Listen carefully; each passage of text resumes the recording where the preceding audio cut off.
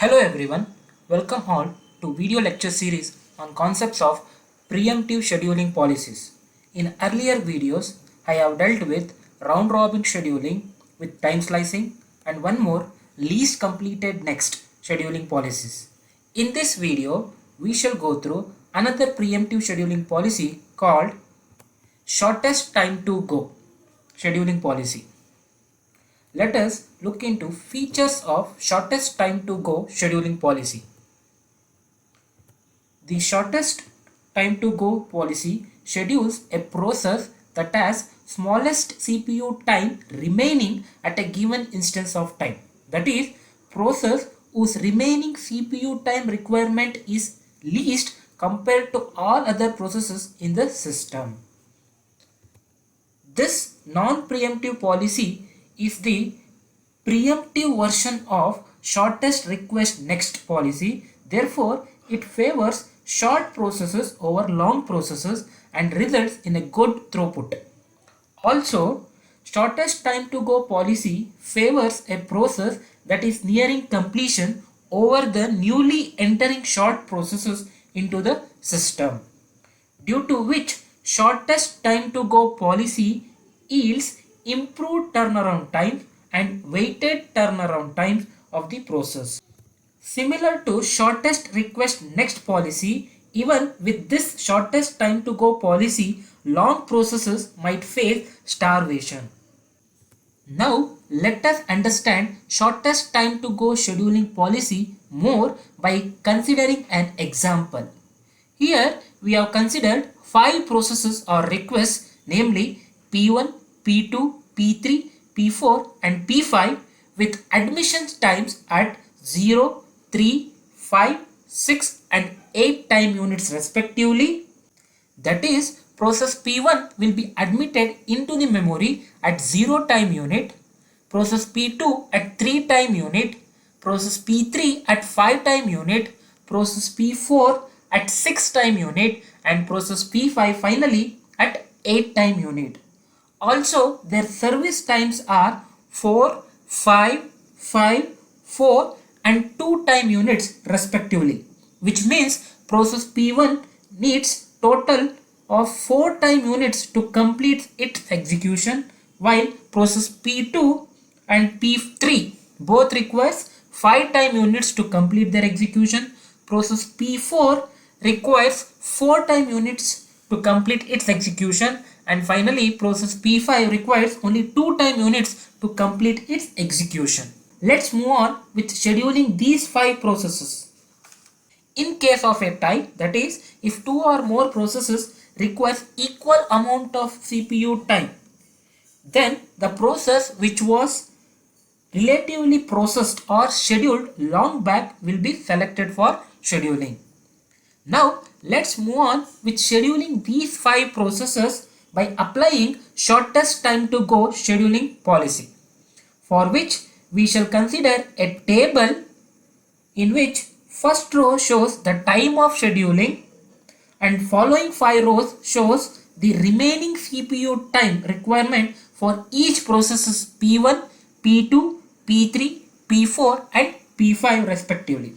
Also, the last row specifies the process that has been selected or scheduled based on shortest time to go scheduling policy. With this table, simultaneously, let us consider timing diagram in which time is represented on x-axis and the 5 processes are represented on the y-axis. Now, let's have a look at the question once. So this is the question where process P1, P2, P3, P4 and P5 with their respective admission times and service time. So now let's start scheduling. So at 0 time unit, we have only process P1 in the ready queue and it requires 4 time units to complete its execution. Since there is no any other process as a competitor for process P1, P1 will be selected directly for scheduling and it will be scheduled from 0 to 1 time unit. Now at 1 time unit, process P1 requires 3 more time units to complete its execution Again, there are no other processes as competitors for process P1. So process P1 will be directly again selected for scheduling, and it will be scheduled from time unit 1 to 2 time units, right? So at 2 time units, process P1 requires only 2 more time units to complete its execution, and since there are no any other processes in the ready queue, again P1 will be directly selected for scheduling, and it will be scheduled from time unit 2 to 3. Okay, so at 3 time units we have process P1 which requires only one more time unit to complete its execution. Also, we have a new process P2 which is admitted into the ready queue, and it requires 5 more time units to complete its execution. Now, comparing the remaining CPU time requirement of process P1 and P2, that is 1 time unit and 5 time unit respectively. So, process P1 requires the shortest time, right? 5 and 1. So 1 time unit is shortest compared to 5 time units. So process P1 will be selected, and it will be scheduled from time unit 3 to 4, right? So if you look into the question, we can see that process P1 required only 4 time units to complete its execution. So process P1 has been scheduled for 1, 2, 3 and 4 time units. So process P1 completes its execution at 4 time unit. Okay, so at 4 time unit we have only one process, that is P2, as P1 has completed its execution, and P2 requires 5 more time units to complete its execution. Since there are no any other processes in the ready queue as competitor to process P2, P2 will be selected, and it will be scheduled from 4 to 5 time units. Okay, so at 5 time unit we have process P2 which requires 4 more time units to complete its execution. Along with that, we can see here process P3 will be admitted into the ready queue at 5 time units, right? So as we can see here, process P3 will be admitted into the ready queue at 5 time units. So at 5 time units we have process P2 which requires 4 more time units to complete its execution, and one more process P3 which requires 5 time units to complete its execution. So there are two processes, P2 and P3, in the ready queue.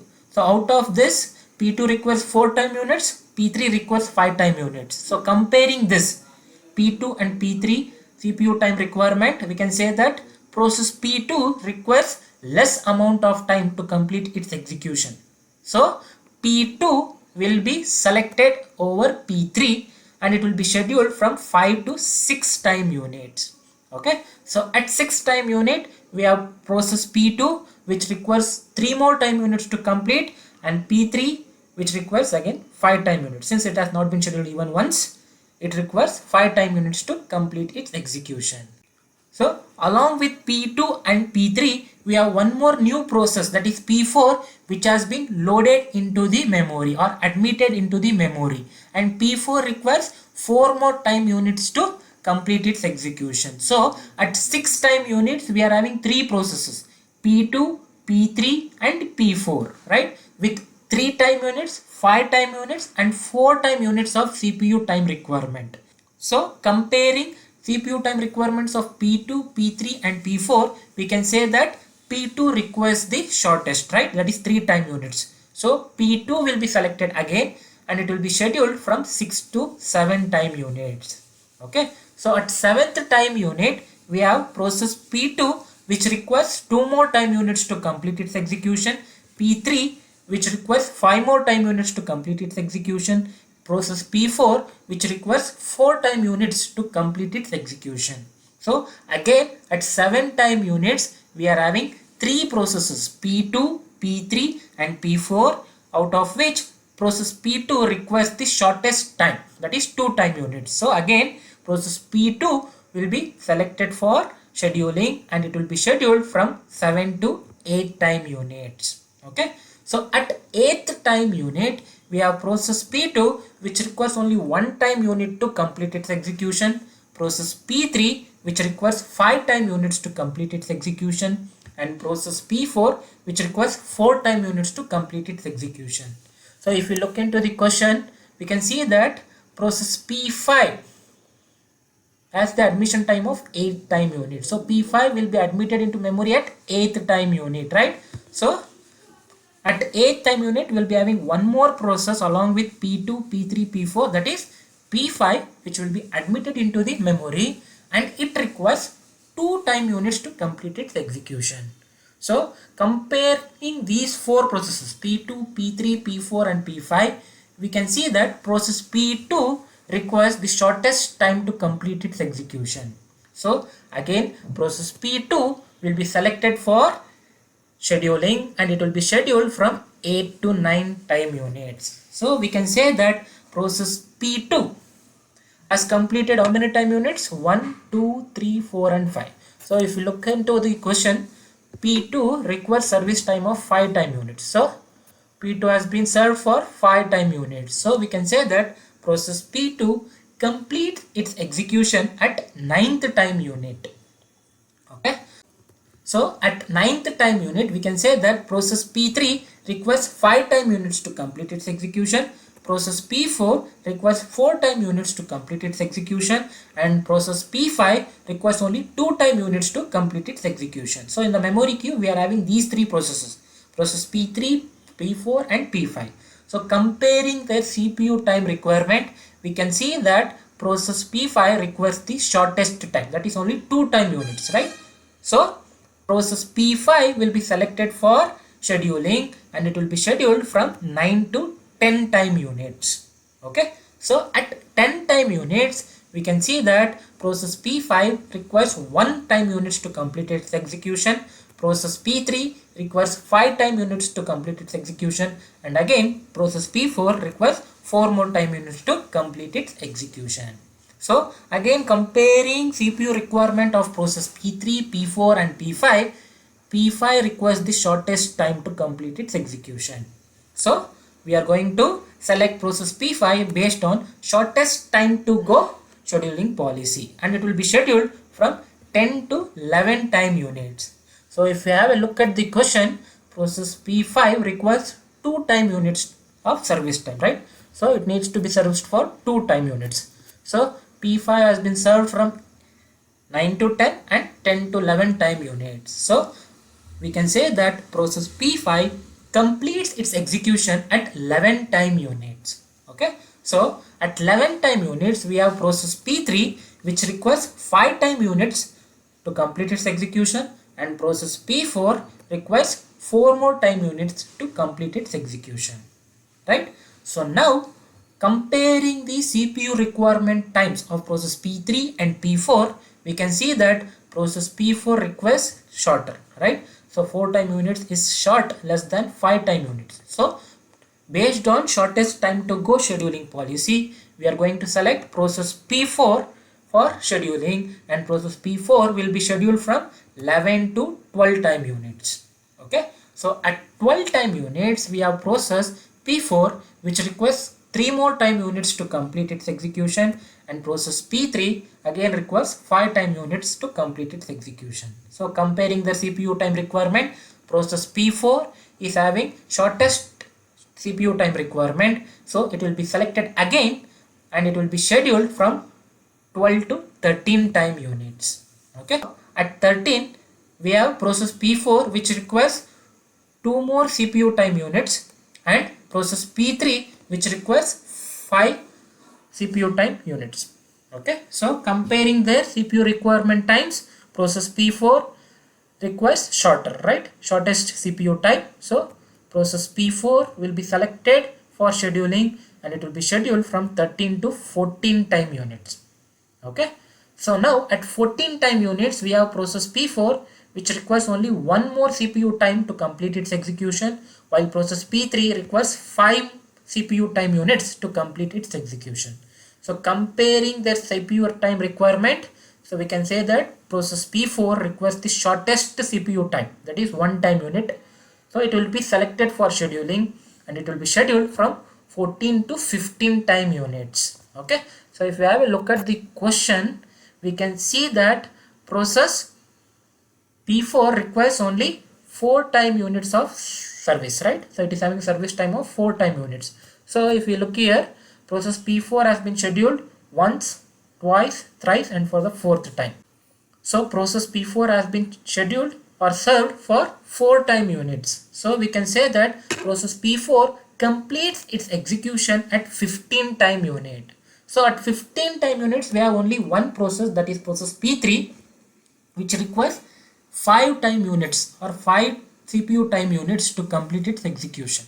So since there is no any other process in the ready queue, process P3 will be selected for scheduling and it will be scheduled from 15 to 16 time units.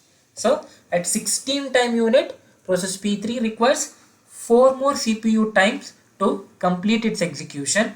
So since there is no any other process in the ready queue, so process P3 will be again selected for scheduling and it will be scheduled from 16 to 17 time units. So at 17 time units we have only one process P3 which requires 3 more CPU time units to complete its execution.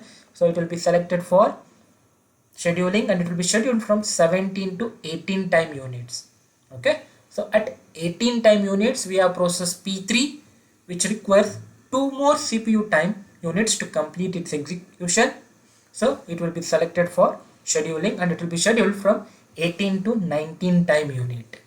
At 19 time unit again we have only one process P3 which requires only one more CPU time unit to complete its execution.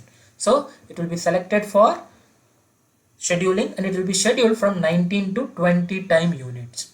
Okay, so if we have a look at the question, P3 has a service time of 5 time units. So P3 or process P3 needs to be served for 5 time units. So if you look here, P3 was scheduled once, twice, thrice, fourth time unit and finally fifth time unit. So we can say that process P3 completed its execution at 20 time units.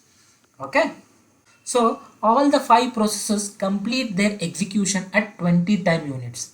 Next we shall consider one more small table with 3 columns, wherein first column specifies completion time of each process, second column specifies turnaround time of each process, and third column specifies weighted turnaround time of each process. Okay, so first let's find completion time of each process, which can be found out by using timing diagram. If we have a look at the timing diagram, we can see that process P1 has completed its execution at 4 time units. Similarly, process P2 has completed its execution at 9 time unit. Process P3 has completed its execution at 20 time units. Process P4 has completed its execution at 15 time units. And process P5 has completed its execution at 11 time units. Right? So this is how we are going to find the completion time of each process by making use of timing diagram. Okay, so next let's calculate turnaround time TA for all processes. So turnaround time is nothing but sum of service time and waiting time, right? So if we look into the process P1, so there is no waiting time. It was introduced into the memory at 0 time units and it was served, right? So 1, 2, 3 and 4. So 0 waiting time plus 4 service time. So TA is, or turnaround time is 0 plus 4 is 4 time units. Okay, and next turnaround time for process P2 is P2 was loaded into memory at 3 time units, right, and it was served from 4 time units. So it was having a waiting time of 1 time unit plus service time of 5 time units. So 1 plus 5 is 6 time units. So turnaround time of process P2 is 6 time units. Next, process P3 was loaded into the memory at 5th time unit and it was scheduled for the first time at 15 time units, right? So it's having a waiting time of 10 plus service time of 5. So 10 plus 5 is 15 time units. So as we can see here, process P3 was loaded into memory at 5th time unit. 1, 2, 3, 4, 5, 6, 7, 8, 9 and 10, right? So it was waiting for 10 time units, and at 15th time unit it was scheduled for the first time. Then it was served for 1 time, 2 time, 3 time units, 4 time units and 5 time units. So waiting time is 10 time units plus service time is 5 time units. That is 10 plus 5 is 15 time units for process P3. Okay. For process P4, P4 was loaded into memory at 6 time units. So it was waiting here, waiting. So it was scheduled for the first time at 11th time unit. So 1, 2, 3, 4, 5. So it was waiting for 5 time units and it was served for 4 time units. 1, 2, 3 and 4. So waiting time of 5 time units, service time of 4 time units. 5 plus 4 is 9 time units. So the turnaround time of process P4 is 9 time units. So last, process P5 was loaded into memory at 8 time unit. So it was waiting for 1 time unit. Next it was selected and it was scheduled, right? So waiting time of 1 time unit and service time of 2 time units. So 1 plus 2 is 3 time units. So that is the turnaround time of process P5. Okay. Next, let's calculate weighted turnaround time W, which is nothing but the ratio of turnaround time to the service time. Okay. So if we have a look at the question, we are having service time of P1 is 4, P2 is 5, P3 is 5, P4 is 4 and P5 is 2 time units, right? So we have also calculated turnaround time. So weighted turnaround time is nothing but ratio of turnaround time to service time.